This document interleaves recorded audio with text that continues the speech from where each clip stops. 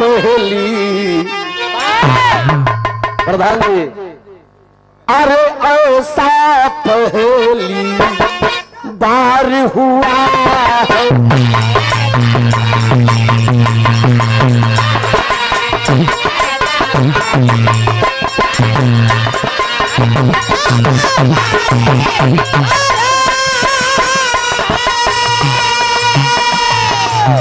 ऐसा पहली बार हुआ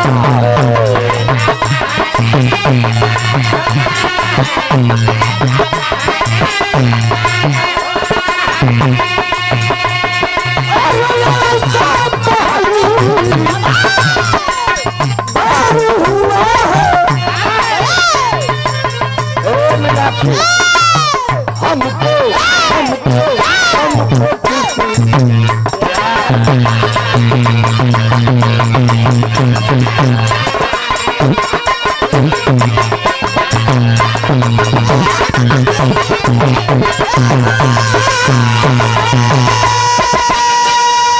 लेकिन बिरहा में भाव लगिल हो भैया। अरच सने जैसा अरच सने जैसा काम किया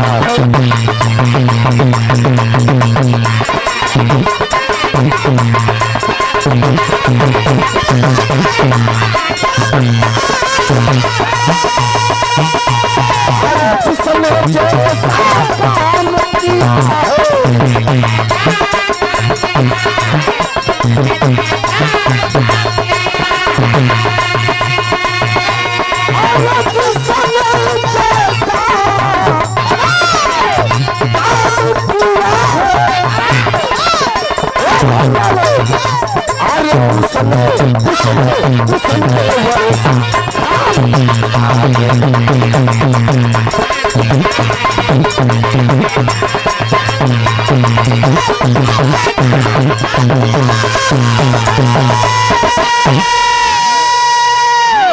जिसने जैसा काम किया है उसने वैसा नाम किया है। नाम कौन किया है बिरहा की शुरुआत हो गई।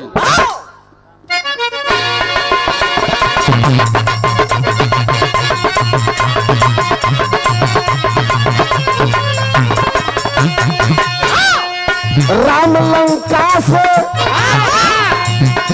लंका से जब अवधपुरी में आए हैं, खुशी सब मनाए हैं। बीता कुछ दिन तब रामचंद्र बोले हैं, लखन से राम अपने मन का भाव खोले हैं। चलो पिपिन में चले खेलने शिकार सुनो, दिए जवाब लखन राम का उस पार सुनो। बात को समझ नहीं हो भैया। भगवान राम लक्ष्मण जब लंका से विजय प्राप्त कैलन और रावण के मार कैलन, तो अयोध्या में उसी दिन भगवान राम की बाह की पूजा हुई, खुशियां मनाई गई। अयोध्या के साथे साथे पूरा देश में दीपावली मनाई गई। बिरहा सुनने वाला भैया लोग, दीपावली तो मना लिए लोग, खुशियां मना लिए, माँ लक्ष्मी का पूजा कर लिए, लेकिन भैया हो तन बिरहावा से ध्यान मत हटैया लोग। एक बिरहा की नई खोज है। बिरहा सीता पताल लोक से, सीता पताल लोक एक पुस्तक है, जिस पुस्तक से यह बिरहा लिखी गई है। जो बिरहा में दुई गो बात नई बा। पहला नंबर अबे ना बताइब जे बता दी तो कब बजे चले के घर, एक लास्ट ले सुन लो जाए। इसलिए कि हमारे यूट्यूबर भाई लिखते हैं कि कृपया इस गाने को बच्चों के सामने न देखे तो और बता के देखा तो इसीलिए लिखा जा रहा है। जान के लइका और ही खोलता सके का है ये सन लिखल में खोलत में का बार रहता बढ़िया चीज बेहू भगावे खातिर बात छिपावल गई रहती है। लेकिन भैया हो आखिरकार एक दिन भगवान राम लक्ष्मण दोनों भैया बैठल हुआ। राम जी कहलन लक्ष्मण जी से, ए लक्ष्मण मेरा मन कर रहा है। क्या कर रहा है? थोड़ा हम दोनों भाई चलते जंगल में शिकार खेलाते। लक्ष्मण जी कहला कि भैया हो 14 बरिस तक लेके रह जंगल में, अब हम पेट नहीं भरल, हम ना दे भैया, हम ना दे प्रभु। भगवान कहला कि बारे लक्ष्मण तू भी सयाना हो गया ना, हम समझ गए कि मेरे बात का जवाब देने लायक तू भी हो गया। माफी मांगे लगल लक्ष्मण जी, भैया गलती हो गई, भैया जौन कहब है प्रभु हम करब। कहल कि करब तो धनुष बाण उठा लो, तैयार करो, जंगल में चलना है, शिकार खेलना है। दोनों भाई शिकार खेले तो चल रहे, लेकिन शिकार खेलत खेलते विजेंद्र का मास्टर यहाँ एक लाइन तोहरी जवानी का तरज लग गई।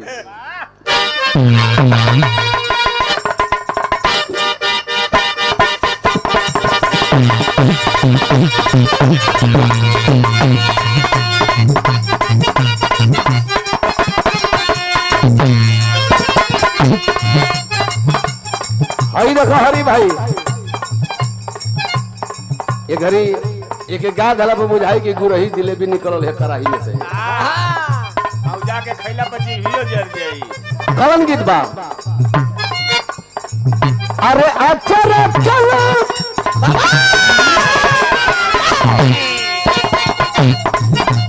अच्छा रे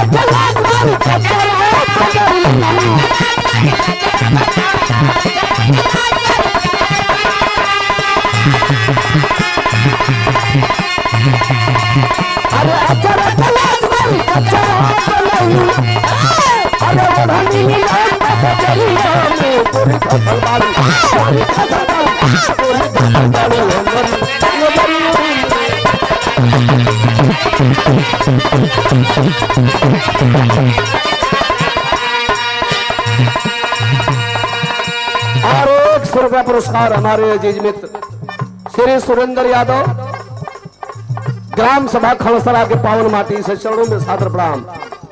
बिरहा से ध्यान नहीं हटाएंगे बाबूजी, भाव लगेगा बिरहा में।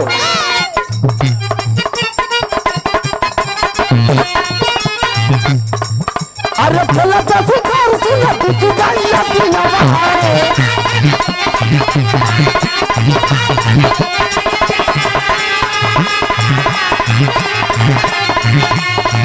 अरे सचुआ चलाई ना पोखरिया में नहीं सीतल, नहीं सीतल, नहीं सीतल चलो पोखरिया में नहीं सीतल।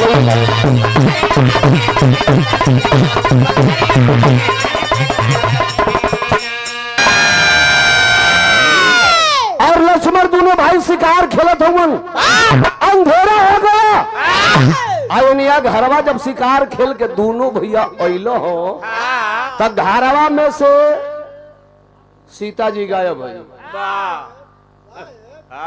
हई माई बहन लोग बैठल बड़ू जा, इस सास पतोही में झगड़ा आजे नहीं के भइल,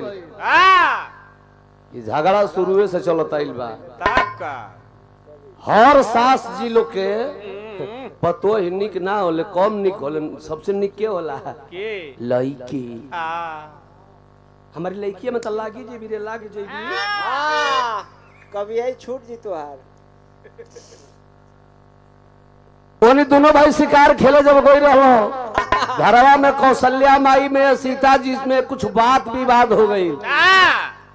कौशल्या माई ताना मार रही सीता जी के, देख रहे सीता जब से तू हमारा घर में अली तोरा होते हमार मरद मर गई, तोरा होते हमार सोना ने लड़का के 14 बरिस जंगल में बितावे के पड़ल। वन विभाग में खाना खाए के पड़ल, गरीब वन विभाग ना रहे।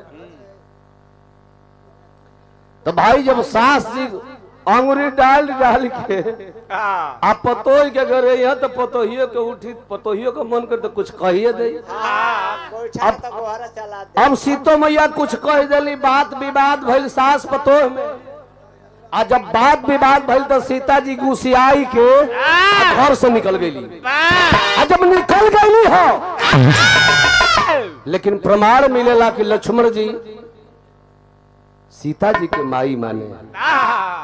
जबले सीता मैया के लक्ष्मण देखे ना तबले चैन कर नींद नहीं सुते। लक्ष्मण जी अल तो भगवान राम तो बहरवे रह गए लेकिन लक्ष्मण जी अंदर गए हो। सीता मैया के खोजत रहो, सीता मैया नहीं बाड़ी तो तीनों माइन से दौड़ दौड़ के अब पूछत के माई कौशल्या जी से पूछत, कैकई से पूछत, सुमित्रा से पूछत। बात बनल है भैया 500 दिल तो काम न रही। का मुश्किल बा, 5 गो बढ़िया कस्टमर मिल जाए, खर्चा निकल जाए। और सोनू आखिर लक्ष्मण जी के बारे में तीनों मैया से पूछला, तीनों माई कल के अरे लक्ष्मण जो ना माई के कारण तू बेचैन हुए तोर माई भाग गई। हमार सीता मैया भाग गई कहाँ अतना मालूम कहाँ गई नहीं खींचा बताओ कि नहीं हमने से झगड़ा करके गोइल भरी। भगवान राम से आके लक्ष्मण कल और लक्ष्मण राम दोनों भैया सीता जी के खोजत निकल गए हो तब तर्ज बदल गई।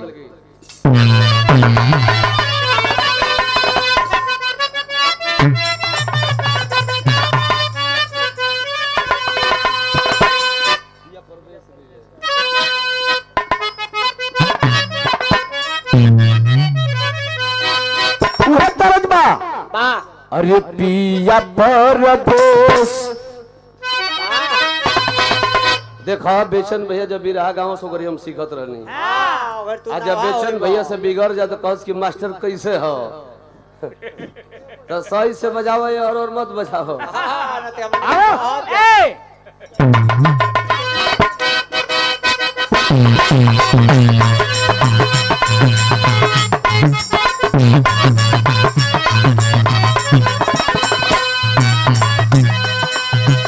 पिया परदेश मेहरारू को दर्द बा कहत बा पिया परदेश गइलन तार लागो पिया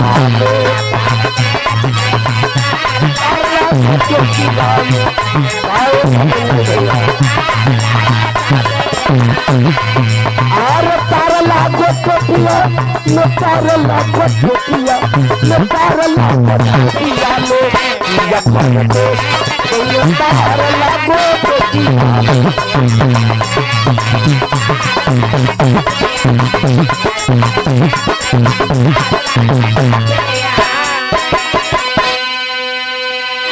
बिरहवा पर ध्यान दे रह जाओ भैया तो जननी से बतिया भगवान राम के बर्दाश्त नहीं भइल। इहो जाके तीनों माइन से पूछल हो कौशल्या सुमित्रा कैकई तीनों जानी कल जा कि हो कोयली नीमन को कोयली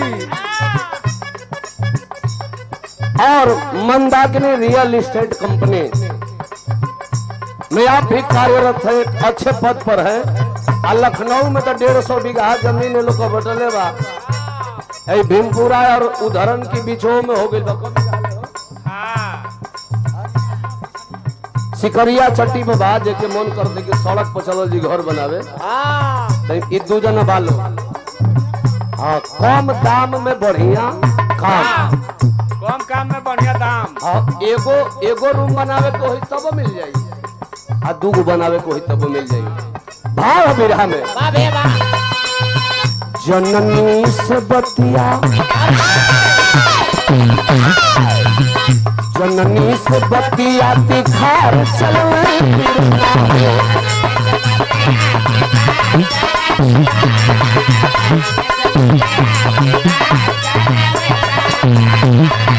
अरे धनगरिया विसार चलल पीरना विसार चलल पीरना अब धनगरिया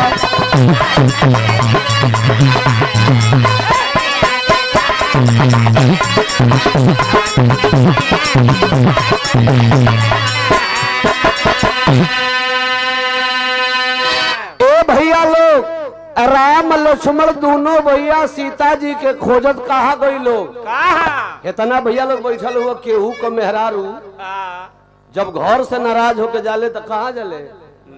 नहीं है मने 99% इहे तय भाई आजकल तक आदगो भागे तड़ी से लभर के संगे। एगो ही मऊ जिला में घुसिया के कोनो भागल भी कहिया जइया करावा चौथ रहता ये मुंह में देख के। हाँ चल गई तोहरे जिला में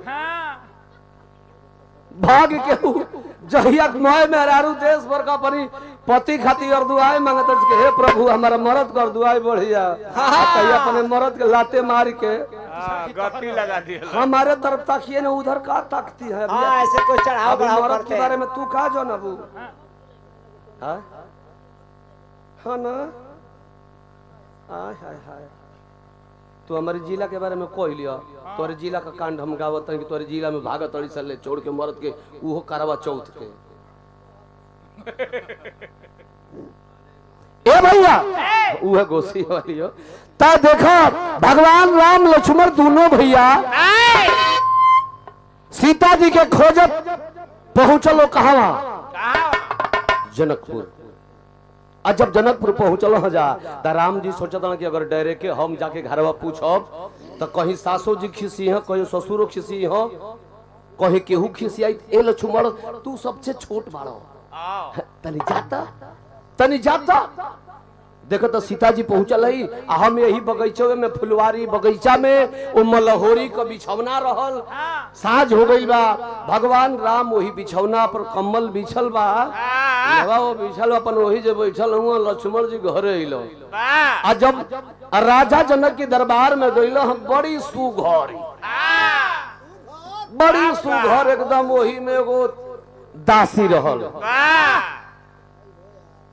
लक्ष्मण जी जब गइल हो तब चारों भैयन में सबसे सुघर लक्ष्मण जी रहल। लक्ष्मण जी के जब वो देखल ओकर नाम किनकिनी लिखले बा सीता पताल लोक में। किनकिनी जब देखलस लक्ष्मण जी के कलस की वाह वाह रे मरद वाह गजब लमहर सुघर मरद बा हो काश हमारे घर से बियाह हो जाई। आ चूंकि नए बियाह के रहतिया लक्ष्मण जी के चिन्हत नहीं खे। लक्ष्मण जी पूछत कहो हमार सीता मैया अली हो तो कुछ बतावत नहीं खे तो खाली घचर घचर ताकतिया बड़ी निमन रहे सबकी। ई मने मने लक्ष्मण जी के चेहरा के देख के मन गढ़ंत करते कि हमार बियाह हो जते करा से। लक्ष्मण जी कहल कहा सपना देखत है बताओ हमार सीता मैया कहा है? कलश की बताव तनी पहले बैठ तनी पानी उनी पी लो। बैठौले हो लक्ष्मण जी से बतावत नहीं के खाली एनु नहीं बतियावत लेकिन तन की गीत लगई ई माई बहिन लोगन का तर्ज बा।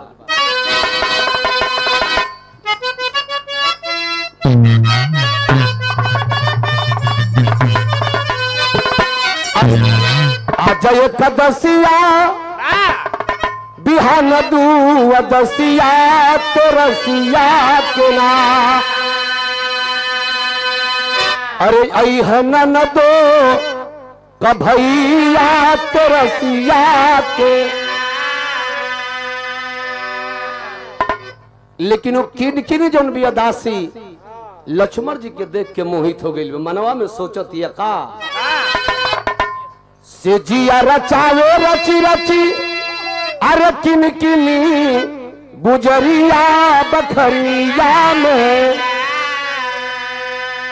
अरे सुतब सैया संग से जरिया बखरिया में।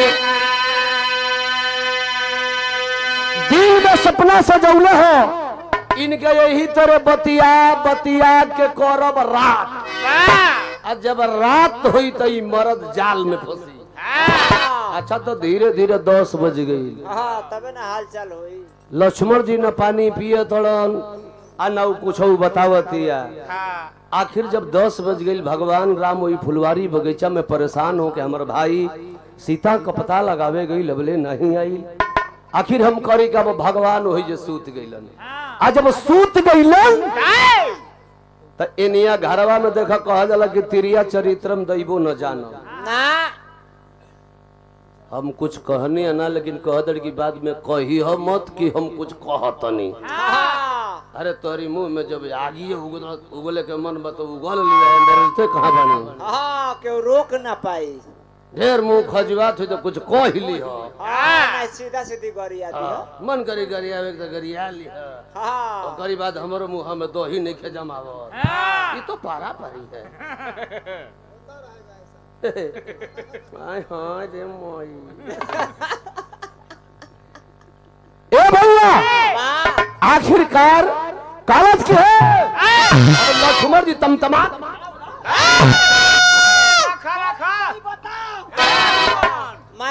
लक्ष्मण रुको। ए लक्ष्मण रुको हो। पाग लक्ष्मण जी को सोटा कहला कि सही सही बताओ हमार सीता मैया कहाँ बाड़ी। तब देखलस की तब मरद गरमा गई। तो कहते ए जी एगो बात कही। लक्ष्मण जी कहला कि का बड़ा बड़ा मुस्किया के कहतड़ी का हो गई ले। कहते कि ए जी हमसे बियाह कर। दादा यही खातिर रोकल रही हो हम तो से बियाह करब। ये बताओ तू कितना दिन से नौकरी करली रे।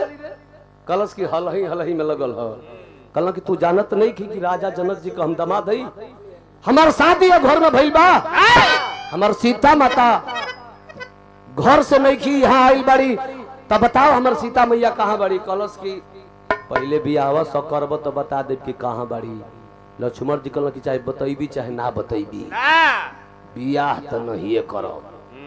अभी कलश की ना बियाह करब तो तोहर बाप राजा दशरथ दाँ के नहीं खम भेजल कि भरत हीर के खइबै तोहरी दादा का खटिया ना हो। चला निकला भागा। लक्ष्मण जी कहला चल जाए नीक बा लेकिन न पानी पियब न खाई। भगवान इंतजार कर रहे थे बगीचा में सुतल हुआ। लक्ष्मण जी चल रहे थे जब चलन तो टेरी लग गई।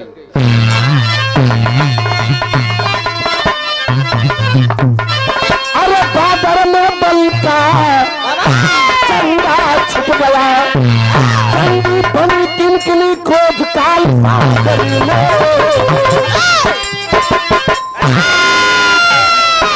चंदा छुप गया। लक्ष्मण जी जैसे चलन रहा तलवार लेके वह किनकिनी दासी जो थी राजा जनक के दरबार वाली तलवार लेके चल। कलश की बेटा जब हमसे बियाह ना करबो तो केहुए से न रहबो तो के रहा हूं न दे। ना तलवार लेके चल। दू लाइन विदेशिया का भाव हो। टक्कर में उठा के चला किन किन तलवरिया हो। साथ में जला लेके गैली फूलावरी। असर भी थमावन लगली वही जला के देखावन लगली। अरे गोरका कका तो जल्दी जाई के मौरी। तलवार लेके पीछा कैलस। लक्ष्मण जी झनकवा मरद जाकर के अपने भाई राम के पास सुत गइलन ह। ठंडा का मौसम बा चदरा ओढ़ के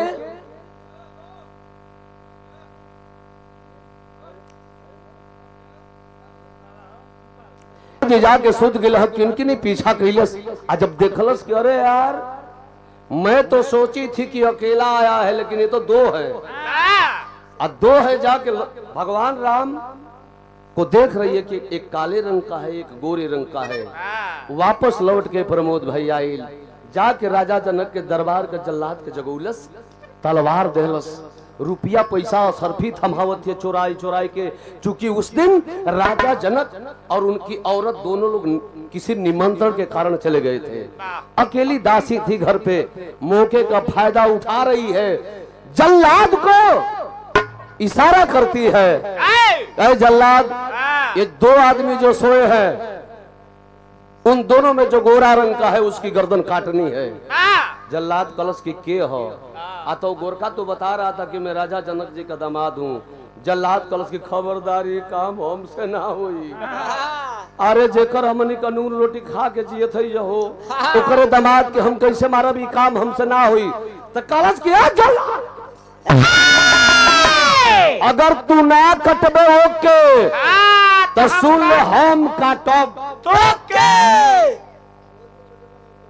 मजबूरी में फंसा जल्लाद तलवार लिया बिरहा। सुनने वाले भैया बाबू है देखो रामायण का बात हो।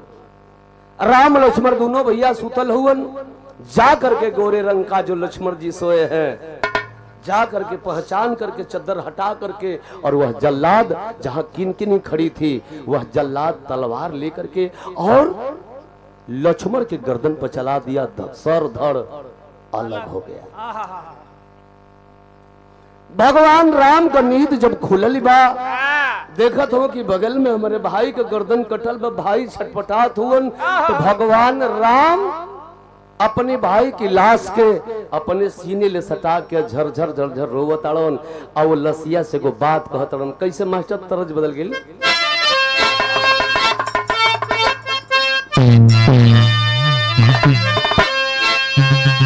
अरे हमरे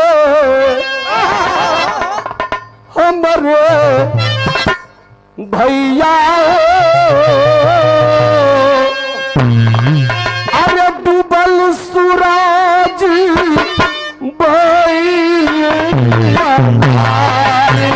अरे मरे भैया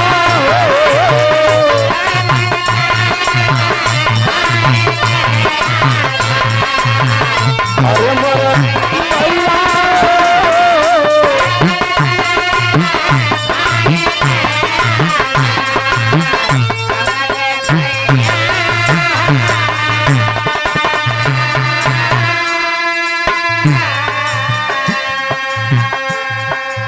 भैया लक्ष्मणी कौन दिन दिखाओ तरे रे बाबू, कौन दिन दिखाओ तरे भैया।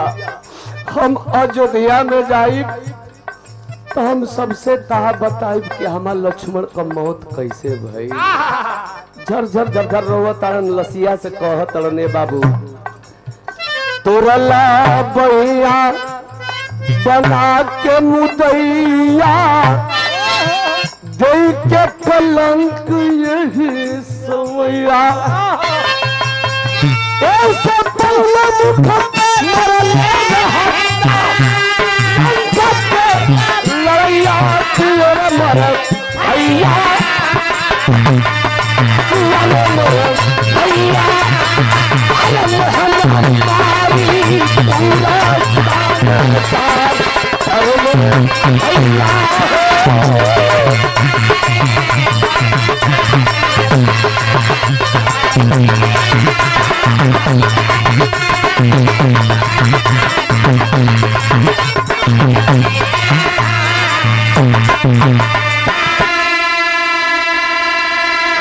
भगवान राम रोवताड़न।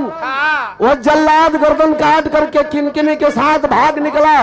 लेकिन बिरहा सुनने वाला भैया लोग राम रो रहे हैं और सुबह हो गया। और जब सुबह हुआ वह माली बागीचे का मालिक माली जब पहुंचा तो देखा कि अरे यार ये राम अपने भाई की गर्दन काट करके और बागीचे में लेके रो रहा है हमारे राजा जनक को बदनाम करने के लिए।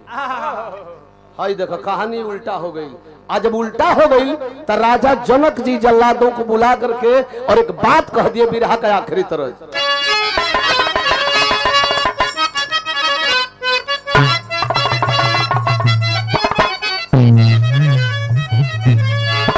तारों से सुंदर भाव बिरहा में बा कि मारी मारी कहे अरे मारी मारी कहे जनक मगरिया दूर चरिया बचना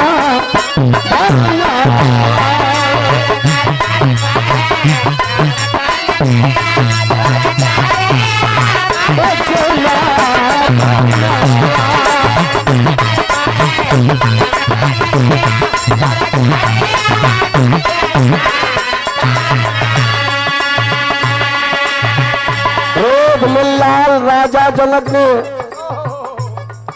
आदेश दे दिए जो ना समय अपने बिटिया सीता का विवाह राम जी से कैले रहलो, जो 14 वर्ष वनवास में रहलो। अभी भाला जे कौन बाप ऐसा होई जो चाही कि हमारी लड़की के लेके हमारे दामाद 14 वर्ष जंगल में रहे। राजा जनक जी सोच गए कि लग रहा है कि राम ऐसा ही अटपट काम करता है। 14 बरस मेरी बेटी को लेकर के जंगल में रहा और आज मेरे नगरी को कलंकित करने के लिए यह राम अपने भाई को ला करके और मेरे नगरी में उसकी गर्दन को काटा है। पर राजा जनक जी आदेश का देहलन, जनक का पठावे ले जा पतिया के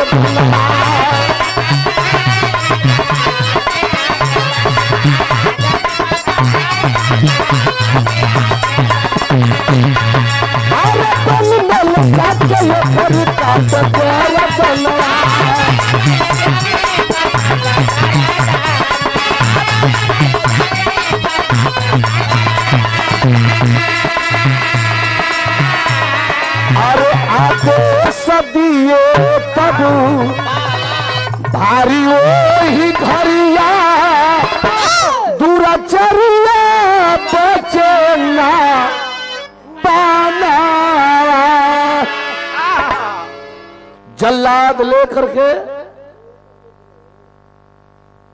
राम जी को जंगल में चले गए।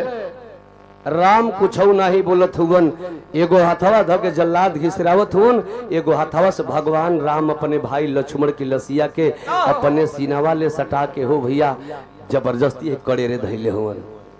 जंगल में ले गए जल्लाद आदेश कि कह राम अगर कुछ कहना चाहता है या किसी को बुलाना चाहता है तो बुला लो, तुम्हारे जिंदगी का आज आखिरी दिन है। जैसे तूने अपने भाई की गर्दन को काटा है, मेरे राजा जनक जी का आदेश है हम भी तुम्हारी गर्दन काटेंगे। भगवान राम कुछ नहीं बोलत हुआ तो संकट की घड़ी में हो भैया याद केकर धैलन, बजरंग बली का भाई की लाश के धैलो हो जमीन पर और ध्यान दिए बजरंग बली पर। जब ध्यान दिल हो तो हनुमान जी का ध्यान भगवान पर हो, भगवान का ध्यान हनुमान पर जब गई तो उस समय पतालपुरी के अंदर, पतालपुरी में हनुमान जी थे और ध्यान जब इनका पड़ा तो हनुमान जी सोचने लगे करे यार मेरे प्रभु, मेरे श्री राम की जिंदगी खतरे में, मुझे जाना होगा। आखिर भइल हका बिरहा में पोपट का भाव लग गई।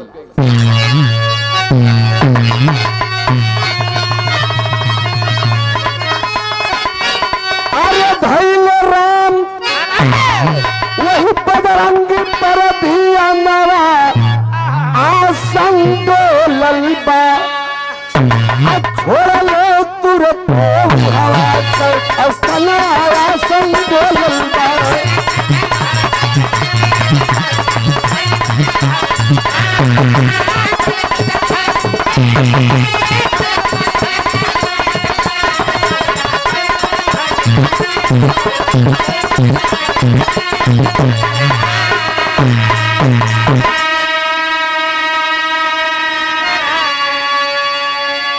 हनुमान जी चल दिया उस स्थान से कि भगवान की जिंदगी खतरे में है। तो यह सेवक, यह दास हनुमान जी कर क्या करेगा। समय 5 मिनट के हो, हनुमान जी के पहुंचे में भी कुछ टाइम लगत बा। देखल करे यार नहीं पहुंच रहा हूं तो प्रभु की गर्दन कट जाएगी। तलवार जल्लाद लेके खड़ा हो गई भगवान का गर्दन काटे बदे। अभी हनुमान जी दूरे हुआ, सोचल कि ना ही मौका पर पहुंचत है तो आयल व्यर्थ हो जाई। इतना आधी तूफान ले हनुमान जी तड़ भड़ भड़ तड़ करत पेड़ पर पेड़ लड़ावत गर्दा उड़ावत हनुमान जी पहुंचल हो। जब वही जंगल के अंदर प्रवेश कैल हो तो जब आधी तूफान वही जल्लादन की आंख में गई, कौन से करे यार ये साला कैसा भूकंप रे। आंख जब सबकर भटाइल जल्लाद भगल से हनुमान के लगे, भगवान के लगे हनुमान पहुंचल, कहा कि प्रभु ये भैया का गर्दन कैसे कटल। भगवान कुछ नहीं बोलत हड़न, कल कि हे प्रभु कोनो उपाय होके तो भैया के जियाए दा। आ नाही उपाय होखे तो हे प्रभु जब ही मरिए गई हुआ तो आदेश करी हम भैया की लाश के जला दे। भगवान कुछ हो नहीं बोलत तो हनुमान कैलन का बिरहा में अल्लाह का भाव लगी।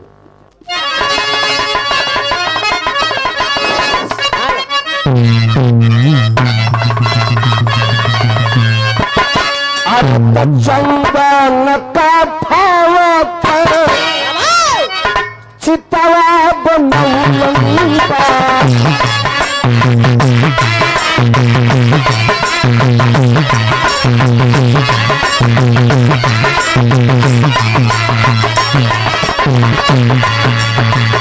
लक्ष्मण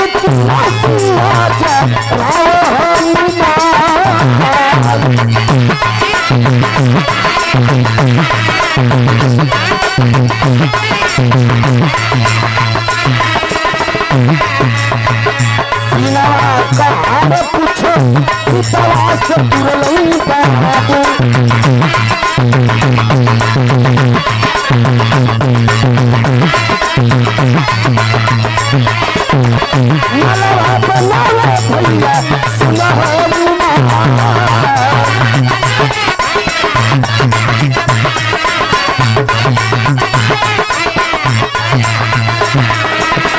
राम जी के बरवान माला हो गलन बाबू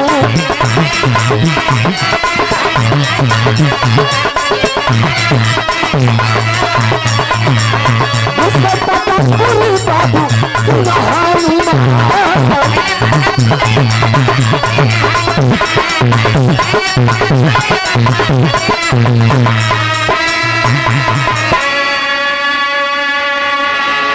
और 100 रुपया पुरस्कार आर भी हनुमान जी लक्ष्मण जी के लाश के जब जरावे लगलन तो प्रमाण मिलेला कि मर्द का सीना का हड्डी औरतन का कमर का हड्डी जल्दी जोरे लाना है। सीना का हड्डी कुछ बचल बा जौना के हनुमान जी तोड़ के तोड़ के हो भैया ओके माला बनवाई के रसरी में बांध के पात्र डोरी में भगवान के गर्दन में पहिरौला कल के प्रभु भैया से तो रिश्ता टूटिए गई जोना काम बदे निकल काहे निकल काहे ऐसा घटना घटल। तब भगवान हनुमान से कहला कि भक्त हनुमान सीता जी के कारण यह सारी बात हुई है। माला डाल के सीता जी के खोजे लोग लागल राम जी हनुमान जी खोजत खोजत कहा लोग पहुंचल पूरा दुनिया का भ्रमण कैलन कि सीता जी नहीं मिलली। आ जब नहीं मिलली भगवान राम जी थाक गए कहला कि भक्त हनुमान हम हमारे बस की बात नहीं है। कहला कि तो प्रभु बाकी बस ये पतालपुरिया हो यानी हमारा मन कर के चल लेती। हनुमान जी पतालपुरी के ओर जब गई हो तो का देखलन बड़ी आलीशान माता लक्ष्मी का मंदिर।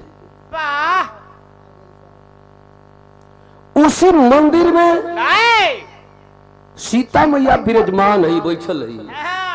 अब माई लक्ष्मी का पूजा पाठ कर तड़ी। हनुमान जी जब पहुंचल देखल कि सीता मैया माई लक्ष्मी का पूजा कर तड़ी।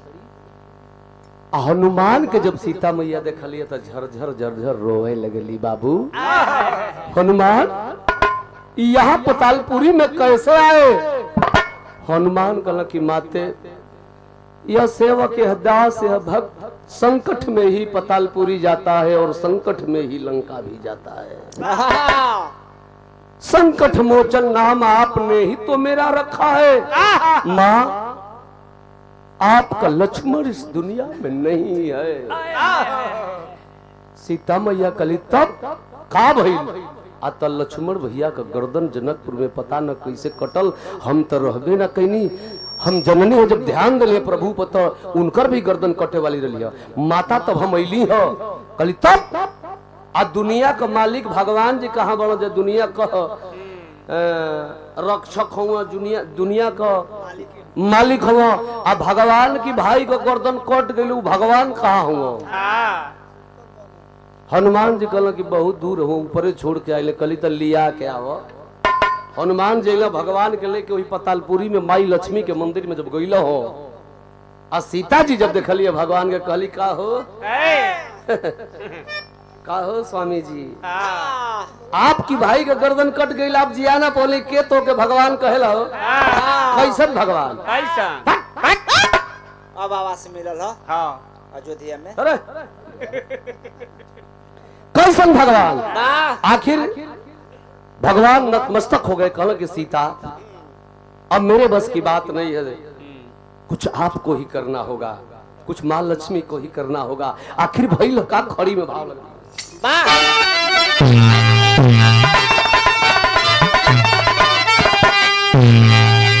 काली की होगा ना मेरा करने से हनुमान मेरे लक्ष्मण बाबू के शरीर में का कोई सामग्री रखे हो कल कि हम आई हड्डिया का माला बना के भगवान के गर्दनिया में डल रही कली की दो मालावा लेके वही मंदिर में सीता मैया हाथ में ले ली हो और ध्यान धैली हमारी लक्ष्मी परम पिता परमेश्वर सदगुरु स्वामी पर जब ध्यान धैली है तो भइल का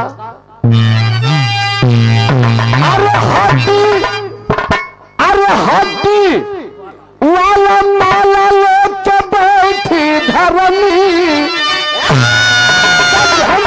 राम की जननी सीता जी जननी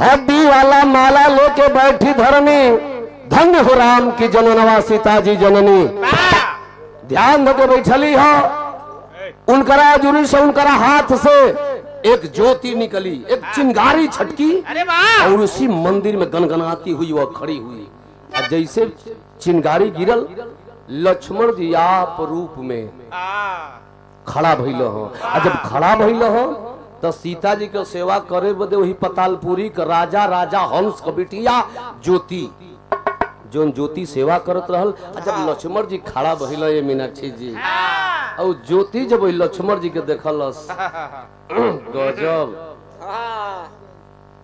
देखिए राजा हंस के बेटे उस मंदिर में वो भी मोहित हो गई लक्ष्मण पर आज जब मोहित हो गई तो भइल का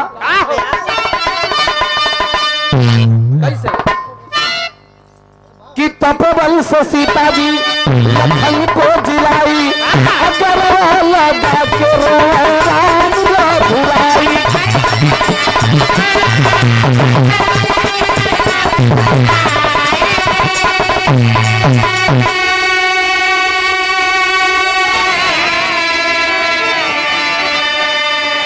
एक तरफ से लक्ष्मण जी की नजर उस ज्योति पर है ज्योति की नजर लक्ष्मण जी पर है ये आपस में नयनचार कर रहे हैं यह राम लक्ष्मण दोनों भाई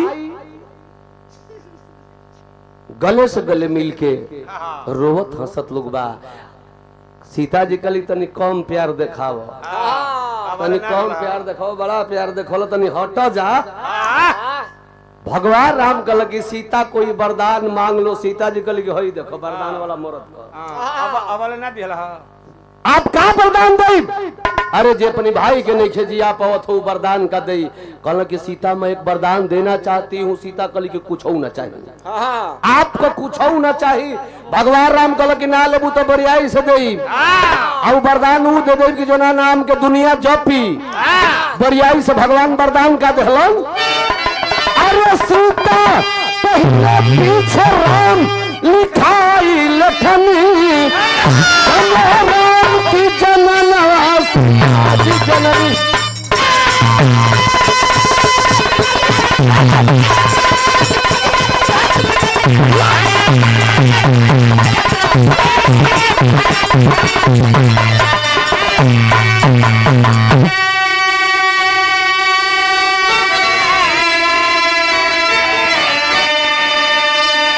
भगवान सीता को वरदान दिया कि अब सीता आज के बाद पहले तेरा नाम उसके बाद में मेरा नाम मने सीता वरदान दे दिलन ई हवा का बात ये छोड़ा। लक्ष्मण जी का मुस्कियाल सीता जी देख ले रही कि हमारा देवर बबुआ आंख मारल चाहता मुस्किया तड़न। खैर पुनर्जन्म भी हो गई बा। जब भगवान राम हाथ जोड़ के कहल के सीता माई है, माई बाबू कोनो पतोही के बोल दिला ना ओके अन्यथा ना लेहल जाला, माई न है जा चल। सीता जी कहली कि चल अब ओमे दिक्कत ना, लेकिन है ये जना मुस्किल का है हमारा ज्योति के देख के। जब मुस्किल तो एकर सजा मिलेगा। भगवान को कौशल सजा कहली कि अब इनके ले चले के पड़ी। पतालपुरी का राजा राजा हंस के बोलौली है, कहली कि ए बाबूजी खिसिया के ससुरा से आई रहली तो के बाप मान के तोहरा के रहली, तोहरे पतालपुरी के नैहर बना लेली। तो ए बाबूजी हम जाइल चाहतनी, हमार आदमी आ गेल बनन, हमार स्वामी जी आ गेलन, अब हम जाई आ एगो चीज हमके विदाई में दे देबे बाबूजी। राजा हंस कहल का बेटी? तो कहली कि बाबूजी पहले वचनबद्ध होख। राजा हंस कहल कि बेटी कहबू तो पूरा पतालपुरी उठा के दे दे। कहल कि ना बाबूजी पतालपुरी ना चाहिए, हमरा के है ज्योति चाहिए, है ज्योति हमरा के चाहिए। राजा हंस कहल कि बेटी तू हूँ लड़की आऊ लड़की, लड़की के लड़की ले जाके का करी?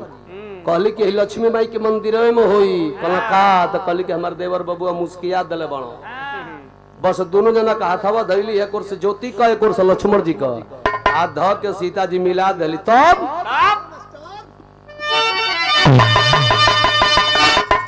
तब चंद्र ज्योति हंस जी कर गली छोकरिया, सीता जी कर रात दिन उजली खयरिया।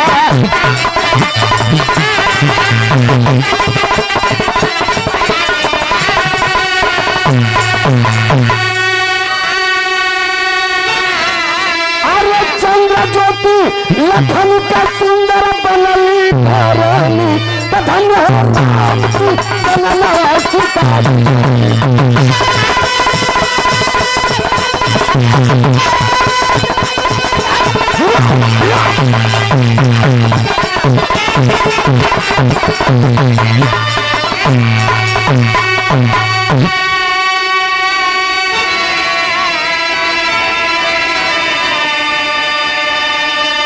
ओ भैया शादी हुई और वहां पतालपुरी से माँ लक्ष्मी के मंदिर से सीता जी अपने चंद्र ज्योति देहादिन के ले ली हो, देवर बबुआ लक्ष्मण के ले ली हो, भक्त हनुमान के ले ली हो, अपने पति देव भगवान राम के ले ली हो, अयोध्या में ली हो। हमार विरह यही जे समाप्त भइल। आखिरी लाइन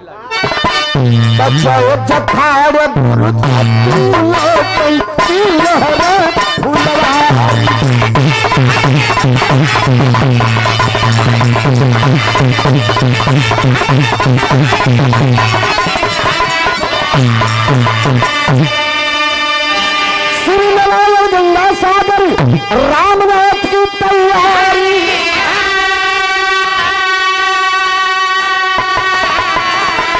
सागर में बल का चंदा छुप गया, राम चल आगर सागर में बल